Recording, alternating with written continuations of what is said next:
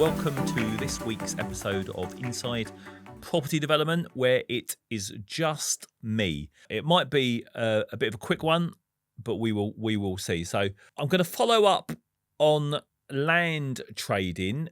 I did an episode on recently. Various people have asked me questions about that, so I wanted to expand upon that, including a little bit talking about how you sell sites on with planning. Once you've done the clever bit, i.e. secured them off market and then added maximum planning value. And one of the things that's prompted this is because I put a little post on LinkedIn recently selling one of my sites that I've got planning on. Now, that's not something I've ever done before, actually. I've never, ever gone put one of my sites in the public domain when I'm selling something. But I'll tell you what I have done this time. Anyway, so that's that. So a bit more about land trading this week. But before I do that, please do remember to like and subscribe.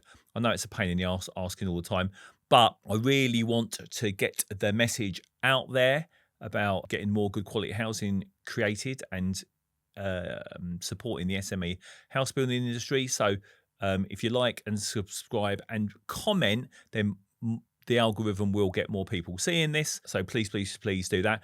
And in terms of comments, do tell me, what you want to know, what you would like to see more of, less of. Let me know. And I may, if you like it, start doing a little bit more of these shorter ones, answering specific questions. And as I said, this week it's basically land trading. So I haven't got a whiteboard with me at the moment, and you might be listening rather than watching. So I will just remind you about how it all works in case you haven't seen my triangle that I like to draw. But bottom line is everything starts with land. So name of the game, finding proper 100% off-market opportunities so you don't get involved in any silly competition, right? You then need to understand planning and design inside out so you can optimize schemes and come up with the thing that's going to generate the maximum land value. That makes the development value pie as big as possible, which means there's as much as possible to be shared out between you and the landowner. Then, having done that and de-risked the deal by not paying too much in the first place, and then having added a load of value, you then go on to build things out if that's what you want to do, if you're a build to sell developer, or maybe build to hold if that's what you're looking to do. But the important thing is you've de-risked it by adding a load of value. Or if you are trading the situation on, which is the thing I'm talking about this week, you do that, of course, once you've got the best planning permission. Now, I've had a few comments and queries and questions from people basically saying, well, land trading's, out of order. You shouldn't be able to do it, etc. You're making money by, selling land and stuff like that. Well, I mean, a couple of things really. One, that is the way it's always been, certainly over the last 30, 40 years as planning's got really, really difficult, right? And there is actually a need for it because, there are, I've talked many times about that chart I always go on about. Peak of SME house builders was in 1988. That's up until that point, getting planning was much easier. Lots of the developers and house builders were just that. They were builders. They'd get planning fairly easy, not super easy, but fairly easy. And then they'd just build things, right? As planning got super difficult and complex and you had to know a load more stuff, the need or the demand for people that know how to do what I do became greater because if a big problem in any business or sector arises, then obviously there is money to be made. There is that by solving that problem. If the planning system was way less complex than it is, as it should be, there wouldn't be a need for land traders. There'd be no market. There'd be no money to be made in it because why would you be, your developers, builders, they would just go and get planning permission themselves and then build homes. Now, and it's got even more difficult and complex, there is actually a greater need for people that know how to, create oven ready sites and opportunities for people who don't know how to do the planning bit or don't want to do the planning bit, and a lot of people it scares them off and all the rest of it. So there's no point people complaining about land traders and stuff like that, because if the system was simple and easy as it should be, there wouldn't be any demand or need or market for it, right? So ultimately, all people like me are doing are really is helping solve a problem. Yeah. Now, having said that, I'm not just a trader. I actually build and develop as well. But nowadays, I only build and develop things that I really like and I really want to build and develop. So, sometimes I'll get planning permission on stuff that, for whatever reason, it's just not my cup of tea. So I'm going to trade it on rather than build it out. Yeah. So anyway, there is absolutely a massive need for land traders and people that know how to do what I do and what I teach other people to do. So now, whether you are someone just looking to find off market sites, add maximum planning value yourself, and then sell things on, and I've got to say, there is a lot to be said for that, because once you get into the building part of it, you are then in the deal for much longer, and of course, it's, as the economy changes, the market changes, interest rates go up, sales values go down. That's worst case scenario, right? You've got more chance of getting caught out if you are building stuff as well. So I've got to say, there's a lot to be said for just adding planning value and trading things on. Having said that, there is a massive need for housing, as we all know. So if you are a house builder or a developer and you are going to carry on and you do want to survive and thrive, you have absolutely got to be de-risking things to start with by not buying sites with planning permission, right? But by finding off-market sites, adding the planning value yourself, and then building them out, right? That is basically the major house builders model.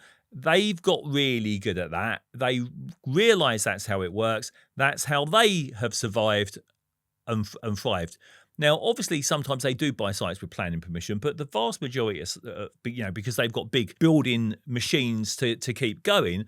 But most of the time, they are adding the planning value themselves. So that's just one thing to say. You absolutely got to learn to do that stuff if you want to survive and thrive. Right, just a quick one. Whether you are a massively experienced and well-established property developer already, or maybe you're a new or aspiring one, either way, you will know that it is really not easy to find viable opportunities, to come up with the best scheme, the best design that's going to maximize the land value and fully de-risk things for you, and then to go on to get the very best planning permissions as quickly as possible. However experienced you are, you will know that that is not an easy thing. I have put together a super detailed scorecard based on my 40 years experience in this industry, reverse engineering everything that I've learned, including lots and lots of mistakes over the years, and everything I've done to maintain, touch wood, 100% planning track record. I'm pretty sure there will be stuff that you don't know.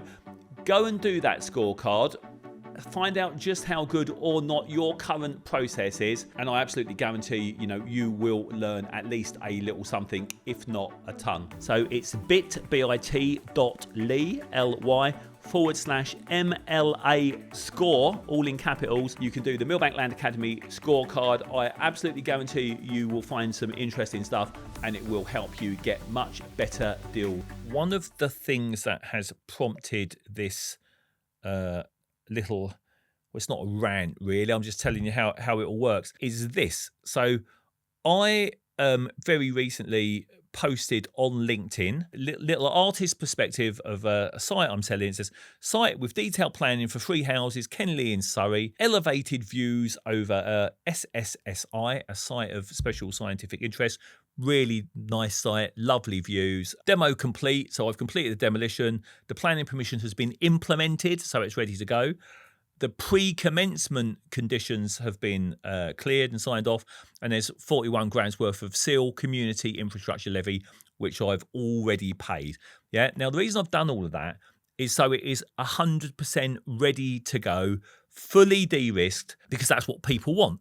Now, if people don't know how to add the planning value and they think it's too complicated and too risky, which it is unless you've learnt to do it, right? Then there are plenty of people that only want stuff with planning.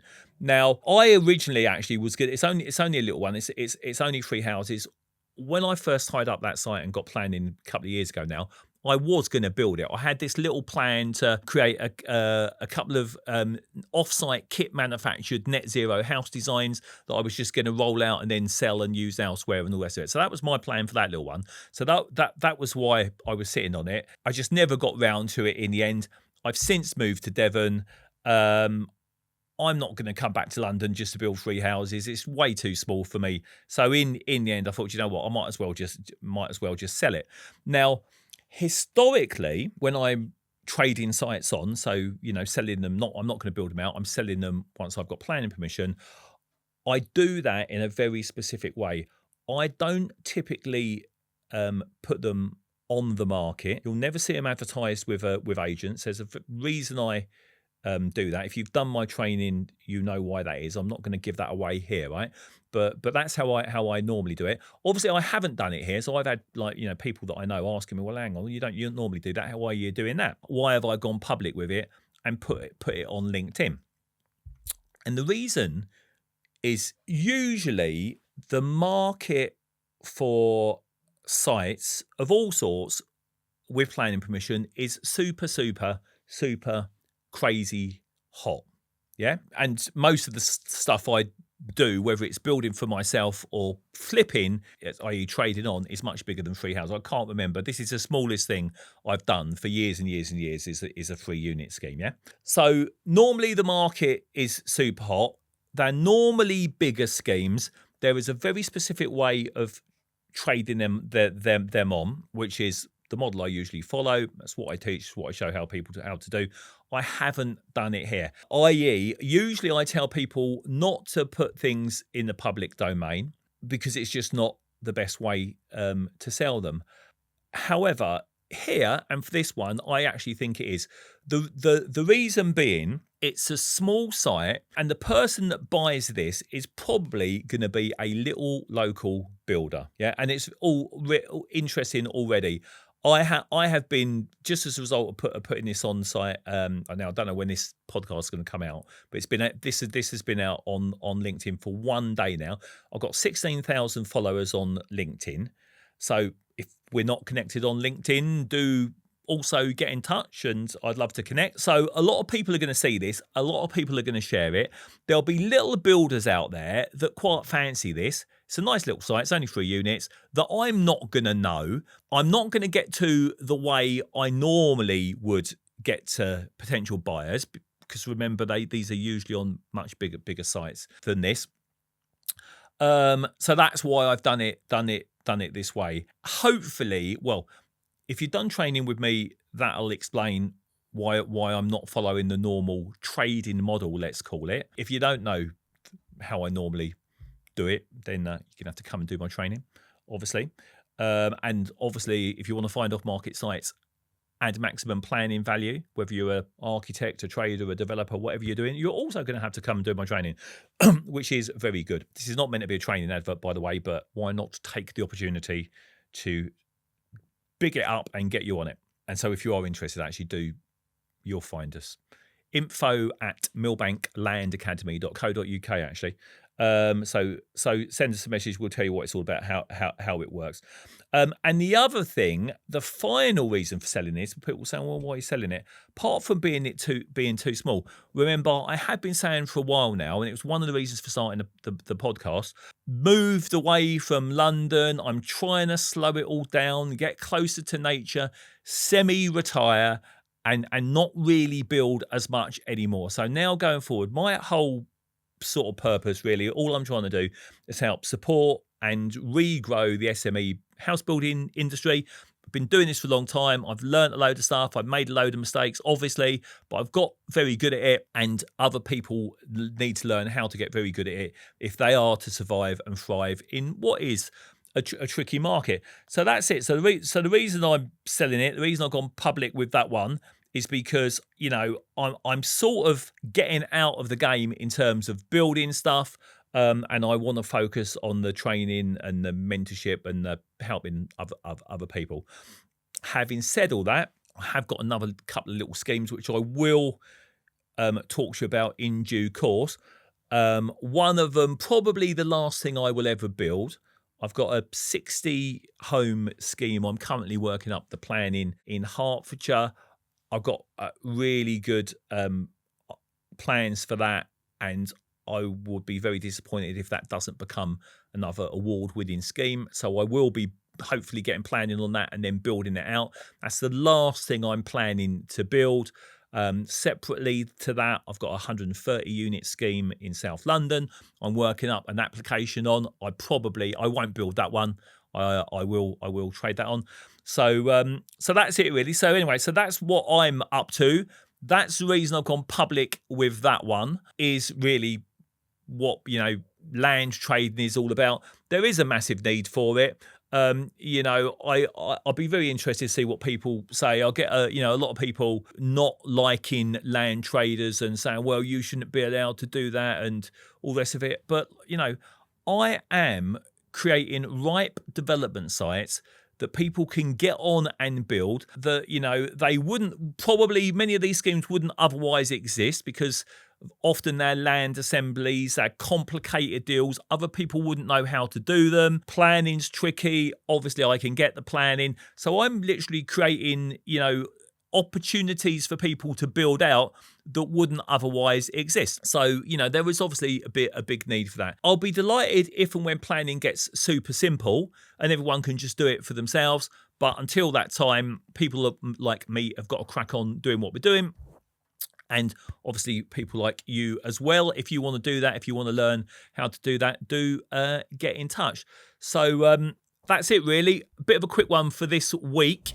But a few people have asked about that, so I thought I'd just expand and explain the trading thing a little bit more.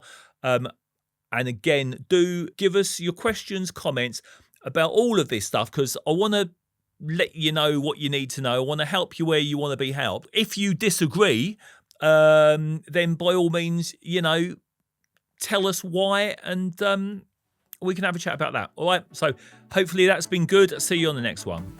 Thanks for tuning in to Inside Property Development. Please remember to like and subscribe. Do join us every week, where we'll be speaking to house builders, developers, experts, planners, and everyone involved in trying to get more much needed housing created the right way.